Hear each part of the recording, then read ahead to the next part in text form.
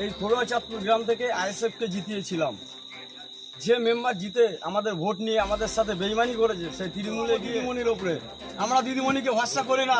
আমরা নতুন মুখ চাই, আমরা আইএসএফ কে চাই, আমাদের নওশাদ সিদ্দিককে চাই, আমাদের পিয়াজুল ইসলামকে চাই, আমাদের হাড়োয়ায় 26-এ ভোট দেখিয়ে দেবো যে খোড়ুয়া চাঁদপুরে আইএসএফ আছে কিনা। আইএসএফ মানে আইএসএফ একটা হচ্ছে সত্য। আমাদের গ্রামের রাস্তাঘাটের কোনো উন্নয়ন নেই, কিন্তু আমরা এই খোড়ুয়া চাঁদপুর গ্রাম থেকে আইএসএফ কে জিতিয়েছিলাম। যে মেম্বার জিতে আমাদের ভোট নিয়ে আমাদের সাথে বেইমানি করেছে সেই তৃণমূলে গিয়ে সেই মেম্বার তো আজ পর্যন্ত কোনো কাজই করতে পারেনি, এবং সেই মেম্বার আমাদেরকে আরো বাধা দিচ্ছে আমরা আইএসএফ দলটা করছি বলে। এমনকি হুমকিও দিচ্ছে, আমাদেরকে বলছে যে টেবিল পাততে দেবো না, কাউকে ভোট দিতে দেবো না, এরকম ভেবে বাধা দিচ্ছে আমাদের। তাহলে কি ভয় পাচ্ছে? না, আমরা ভয় পাই না, আমরা জীবন দেওয়ার জন্য প্রস্তুত। আমরা 26-এ ভোট দেখিয়ে দেবো যে খোড়ুয়া চাঁদপুরে আইএসএফ আছে কিনা। আইএসএফ মানে আইএসএফ একটা হচ্ছে সত্য পার্টি, সত্যের পথে যে লড়াই করে সে হলো আইএসএফ। আইএসএফ ছাড়া এরকম পার্টি আজকের পর থেকে আমি দেখিনি। এটা হলো আইএসএফ, তার নাম হলো নওশাদ সিদ্দিকী। যে নওশাদ সিদ্দিকী সত্যর পথে লড়াই করে, যার জন্যে এত মানুষ সত্য কথা তুলে ধরার যে নওশাদ সিদ্দিকী, মানুষ তাকে চায়। 26-এ আনছি, আর 26-এ সবাইকে চাচ্ছি, অনুরোধ করে বলছি যেন নওশাদ সিদ্দিকীকে সবাই যেন ভোট দেয়।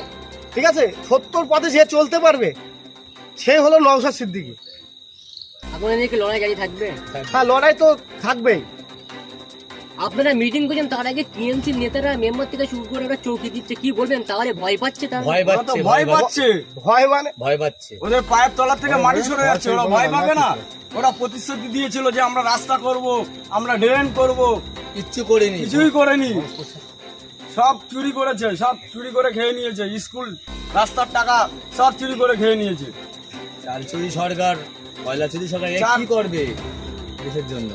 আপনাদের হারবার বিধানসভা কেন্দ্রের আইএসএফ এর অবজারভার অ্যাডভোকেট পিয়াজুল ইসলাম মহাজা, তিনি অবজারভার হয়েছে, কি বলবেন? কেমন লাগছে? আমরা খুব খুশি, দাদার পাশে আমরা আছি, আমরা জীবন দিয়ে লড়াই করবো দাদার জন্য। কারণ একমাত্র আমরা দেখতে পাচ্ছি যে আইএসএফ পার্টিটাই এই বাংলার মানুষের জন্য কথা বলছে, একমাত্র এই আইএসএফ পার্টিই বলছে, আর কোনো দল বলছে না।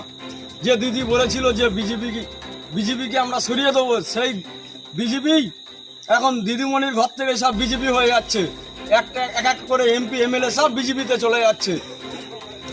আমরা কি ভরসা পাবো দিদিমণির ওপরে? আমরা দিদিমণিকে ভরসা করি না। আমরা নতুন মুখ চাই, আমরা আইএসএফ কে চাই, আমাদের নওশাদ সিদ্দিককে চাই, আমাদের পিয়াজুল ইসলামকে চাই, আমাদের হাড়োয়ায়। এই বলে আমার বক্তব্য শেষ করছি।